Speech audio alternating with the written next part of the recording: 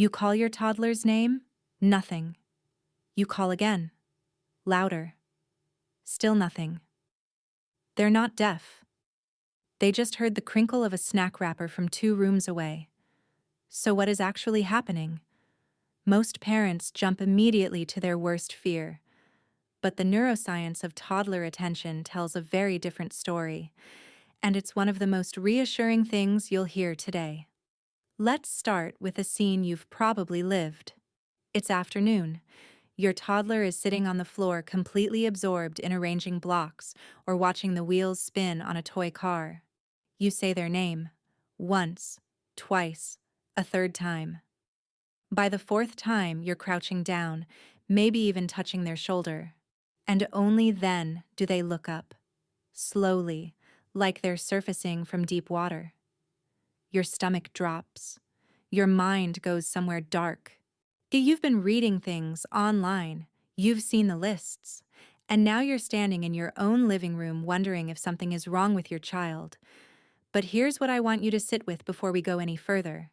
The fact that you're watching, noticing, and asking these questions, that is not the behavior of a parent who is failing. That is the behavior of a parent who is paying attention. And paying attention is exactly where we need to start. Because your toddler is paying attention too. Just not to you. Not yet. And there is a reason for that. A real neurological reason. And once you understand it, this whole thing is going to look completely different. There are actually 3 things happening at once when your toddler ignores their name, and the second one is the one most parents never hear about. But before we get there, we need to talk about what's going on inside that small, busy brain. The toddler brain is not a smaller version of an adult brain. It's a fundamentally different operating system. The part of the brain responsible for things like divided attention, the ability to hear your name while doing something else and respond to it, the ability to shift focus on command, that part is called the prefrontal cortex. And in a toddler, it is barely online. Think of it this way. The prefrontal cortex is the air traffic control tower of the brain. It manages multiple signals at once, decides what's important, and tells the rest of the brain where to direct its energy. In adults, that tower is fully staffed. In a toddler between 1 and 3 years old, that tower is under construction. The workers are still showing up. The equipment is being installed. The whole thing won't be finished until well into their 20s, but the most critical early phases of construction are happening right now, in real time, while your child is on the floor with those blocks. What that means practically is this. When your toddler locks onto something interesting, they're not choosing to ignore everything else. Their brain literally loses access to other signals. The incoming information from whatever they're focused on floods the available bandwidth. Your voice, even though it's their name, even though it's the most important sound in their world, it simply cannot get through. The channel is full. And here is what researchers at the University of Washington found when they studied toddler attention in 2017. The more cognitively engaged a child is in a task, the more their auditory processing narrows. Translation? When your kid is really thinking, they actually hear less. Not because they're ignoring you, because thinking takes everything they've got.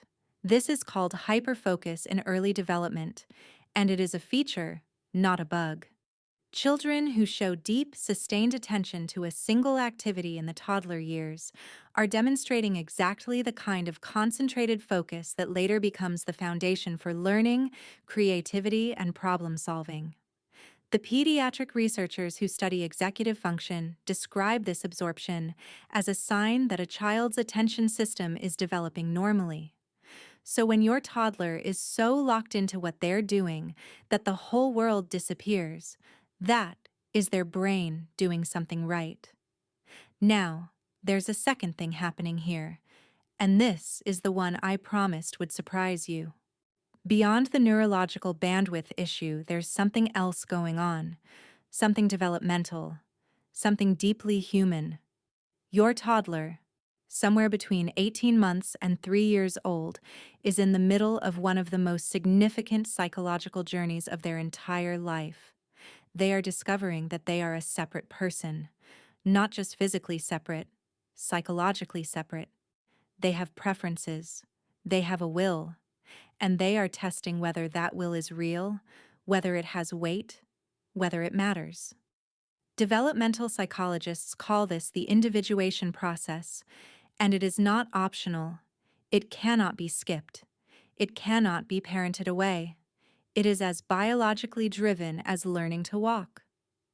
When your toddler hears their name and doesn't respond, sometimes, not always, but sometimes, what's happening is an unconscious act of self-assertion. Not defiance in the adult sense, not manipulation, not a power play. Something more primitive and more important than that. It's a test. A quiet, unspoken question. If I don't come when called, what happens? Do I still exist? Does my choice still count? The response to their name is tied to their sense of self in a way that feels almost philosophical. And the reason it feels so charged to you, so personal, so like a rejection, is because it is personal. Just not in the way you think. It's not about you. It's about them becoming them. And here is where this gets really interesting, because there's a third layer. Not every toddler who doesn't respond to their name is hyper-focused or asserting independence. Some responses, or non-responses, do carry developmental information worth noting. Here's how to tell the difference, and this is where the context around the behavior matters enormously. A toddler who is hyper-focused will typically look up when you physically get into their space, or when the task they're absorbed in naturally ends. They make eye contact comfortably in other moments. They respond to their name in calm, unstructured settings, like at bedtime, or when they're not engaged in play. They use their name, or recognize it in songs or games. They turn to look when another child's name is called nearby. These are all signs that name response is present. It's just being overridden by a brain that doesn't yet have the switching capacity of an older child. What looks different, and what is genuinely worth discussing with your pediatrician, is consistent non-response to their name across all contexts and settings, not just when focused on play, but in quiet moments too. Absence of eye contact in general, not just during absorption. A lack of social referencing, which means not looking to your face when something new or surprising happens. If those patterns are present consistently, not occasionally, consistently, then yes, a conversation with your pediatrician is appropriate. But here's what I need you to hear. Occasional name ignoring in a toddler who otherwise makes eye contact, points at things, brings you objects to show you, laughs with you, and looks to your face when something unexpected happens. That is typical development. That is a toddler brain doing exactly what a toddler brain is supposed to do. The fear that shows up in this moment for parents, and I want to talk about this directly because it's real, is not irrational. The fear comes from love.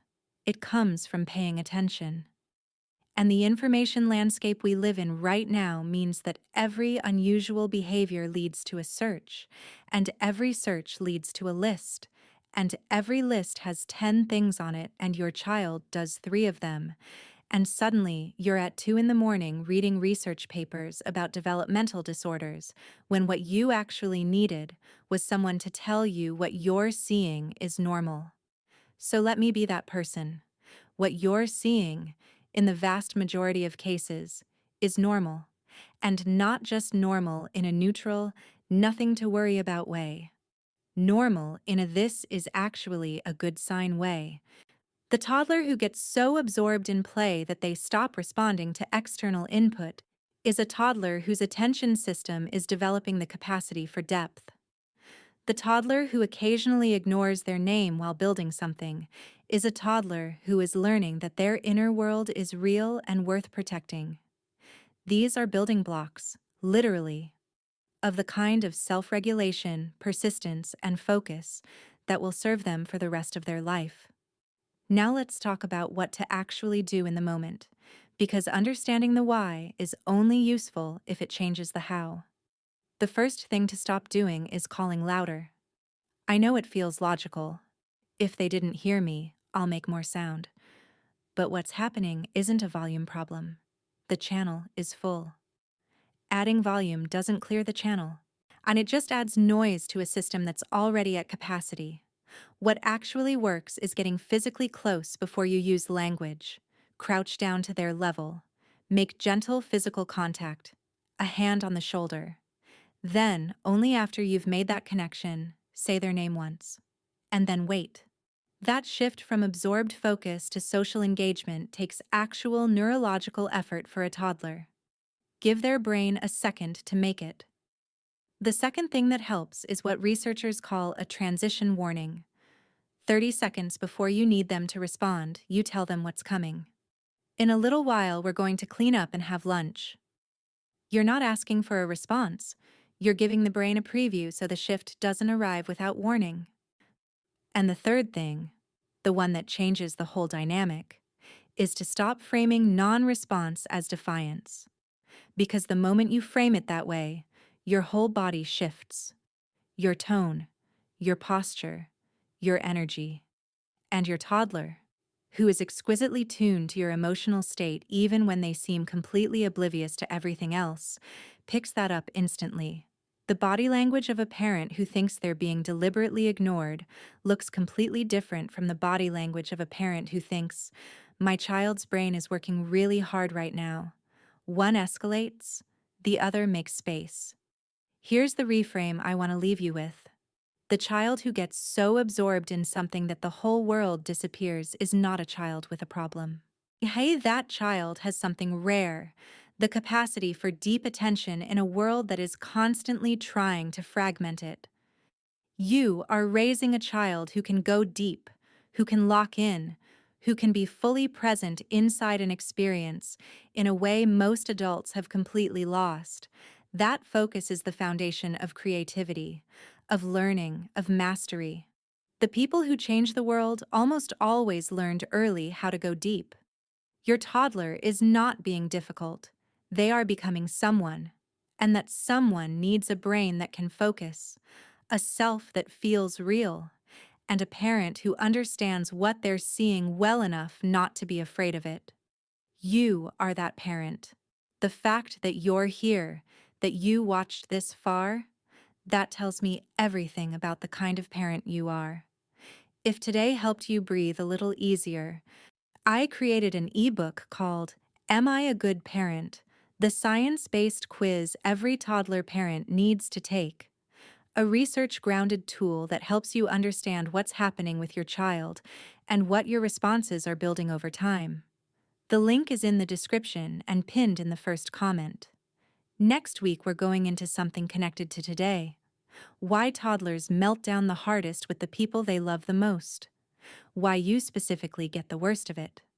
And why that, too, is one of the best signs you'll ever see about the relationship you're building. I'll see you there.